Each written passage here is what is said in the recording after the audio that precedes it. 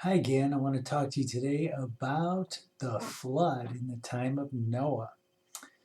If we look at Genesis chapter 1, it says, "In the beginning, God created the heaven and the earth was without form and void, and darkness was upon the face of the deep, and the Spirit of God moved upon the face of the waters."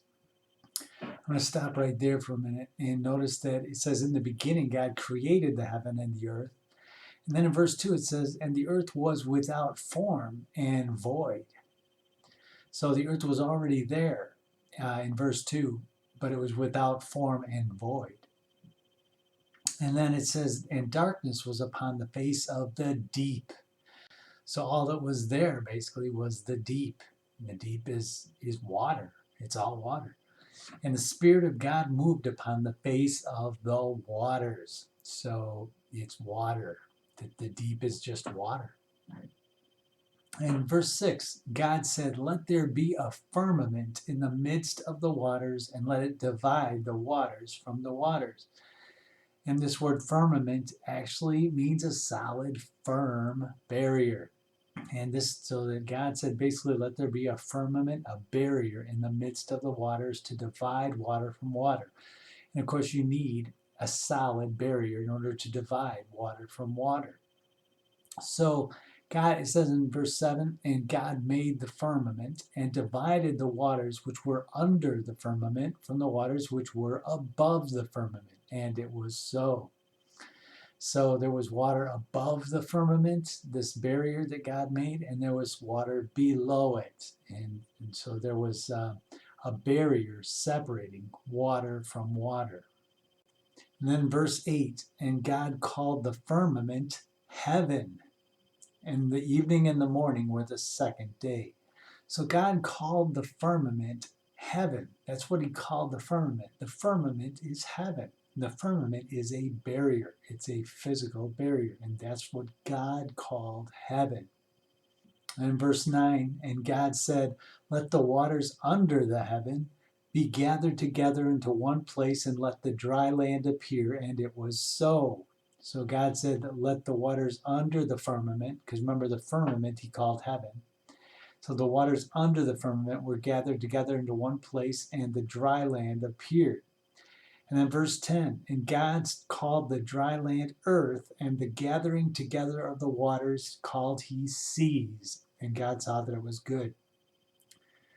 So wherever there was water, that was seas, and wherever the dry land came up from the midst of the waters, that was called earth.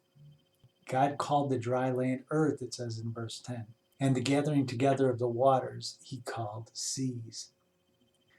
Now, if we move on to verse 14, it says, "And God said, Let there be lights in the firmament of the heaven to divide the day from the night, and let them be for signs and for seasons and for days and years." So, first of all, God said, "Let there be lights in the firmament of the heaven." So, what is the firmament? The firmament is called heaven. God said the firmament, he called the firmament heaven. And so he set lights in the firmament of the heaven. So God set the lights in the firmament. It's very important to see this. God set the lights inside, they're in the firmament.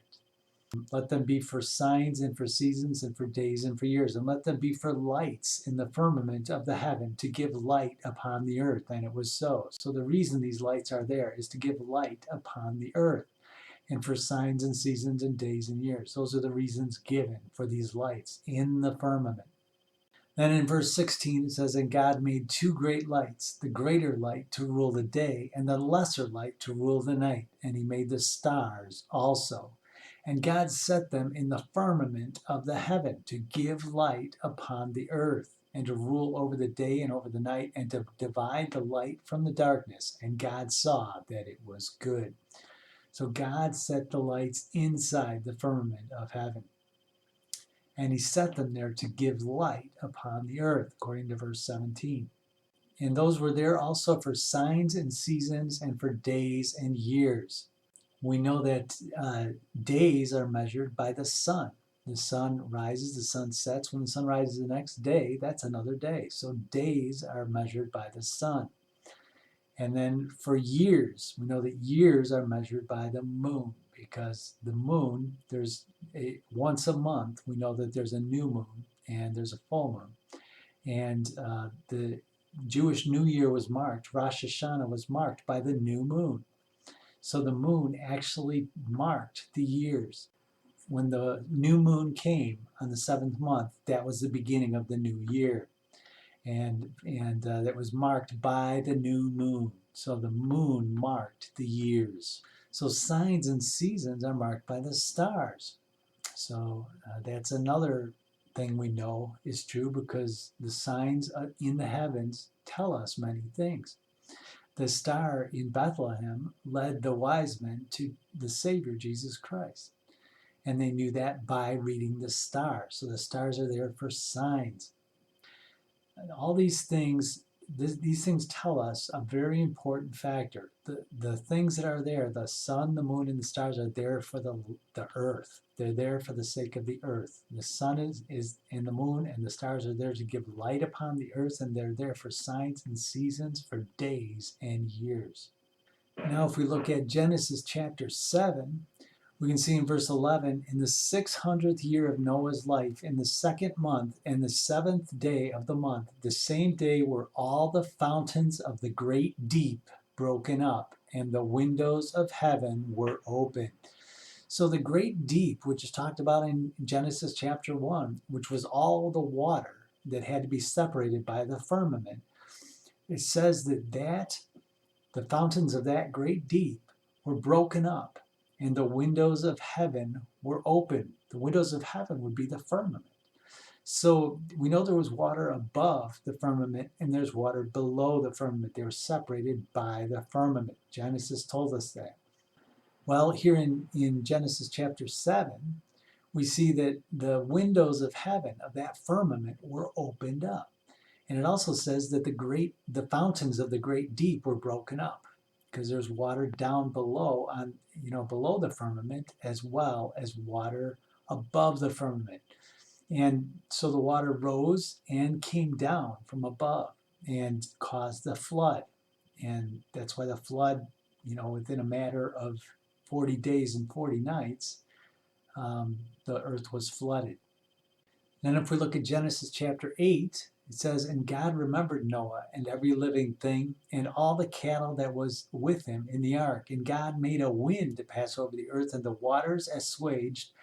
The fountains also of the deep and the windows of heaven were stopped, and the rain from heaven was restrained. So the windows of heaven, that's the firmament, it was stopped. And to stop means to plug up. So the hole in the firmament that was causing the flood, the water was coming out from above the firmament, that was stopped. And also it says the fountains of the deep were also stopped. So the water rising from below also was stopped. And so all the water was stopped, and it stopped raining, and the water stopped rising. Verse 3, and the waters returned from off the earth continually. And the waters returned from off the earth, and after the end of 150 days, the waters were abated. We know that the waters were on the earth for 150 days, and we know that there was more water on the earth after the flood than there was before. There was more dry land available on the earth before the flood than there was after. Because afterward, we know the waters from above the firmament were allowed to come down upon the earth during the flood. And so afterward, those waters were on the earth. They were no longer above the earth, they were on the earth.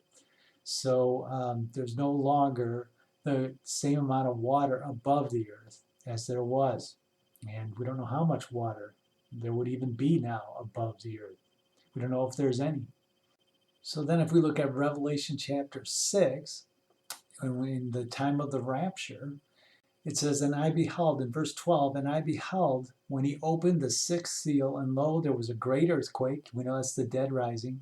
And the sun became black as sackcloth of hair, and the moon became as blood, and the stars of heaven fell to the earth, even as a fig tree casts her untimely figs, and when she is shaken of a mighty wind. And the heaven departed as a scroll when it is rolled together, and every mountain and island were moved out of their places. In verse 14, it says, and the heaven departed as a scroll when it is rolled together. And the heaven departed, it says. So the firmament is actually removed, it's departed. The firmament is moved out of the way. And we know that because the flood happened, the waters that were above the firmament, if there were any, there's not much left of it, if any, at the time of the rapture. And that's also why the stars of the sky fell to the earth, because the stars were in the firmament. The stars were in the firmament of the heaven. God set them in the firmament. So we see that the firmament was opened up, and that was so Jesus Christ could come and return through the firmament. He has to come through the firmament in order to return from heaven. Because remember, heaven, God called the firmament heaven. And so Jesus has to come through the firmament in order to get to us. And then in verse 15, it says, and the kings of the earth, and the great men, and the rich men, and the chief captains, and the mighty men, and every bondman, and every free man hid themselves in the dens and in the rocks of the mountains, and said to the mountains and the rocks, fall on us, and hide us from the face of him that sits on the throne, and from the wrath of the Lamb. For the great day of his wrath is come, and who shall be able to stand?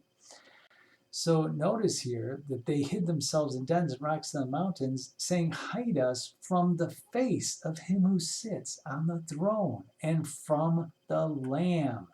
So they could see God's temple in heaven. And we know that that temple was opened up later on in Revelation.